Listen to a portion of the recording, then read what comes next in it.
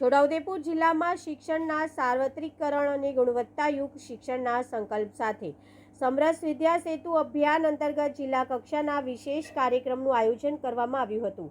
જય હિન્દ, નમસ્કાર દર્શક મિત્રો, આપ જોઈ રહ્યા છો છોટાઉદેપુર વ્યૂ સત્યની સાથે।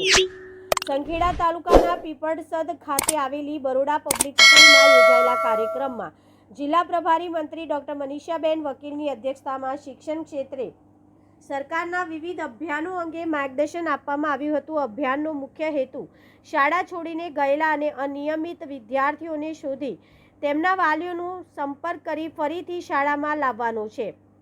સાથે જ લર્નિંગ લોસ ધરાવતા બાળકોને બ્રિજ કોર્સ અને ઉપચારાત્મક શિક્ષણ દ્વારા મુખ્ય પ્રવાહમાં લાવવાનો પ્રયાસ કરવામાં આવી રહ્યો છે।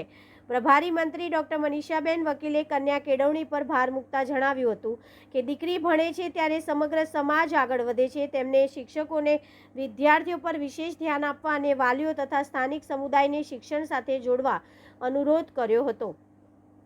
આ પ્રસંગે સમરસ વિદ્યા સેતુ અભિયાન અંતર્ગત વિદ્યાર્થીઓને પુનઃ શાળામાં લાવવા શિક્ષકોની ઉત્કૃષ્ટ કામગીરી બિરદાવી પ્રશસ્તિપત્ર એનાયત કરવામાં આવ્યા હતા। કાર્યક્રમમાં જિલ્લા પંચાયતના પ્રમુખ ઉપેન્દ્રભાઈ રાઠવા, સાંસદ શ્રી જસુભાઈ રાઠવા, રાજ્યસભા સાંસદ ડોક્ટર મુકેશભાઈ રાઠવા, ધારાસભ્ય અભયસિંહ તડવી સહિત વિવિધ પદાધિકારીઓ, શિક્ષકો, વિદ્યાર્થીઓ અને વાલીઓ મોટી સંખ્યામાં ઉપસ્થિત રહ્યા હતા।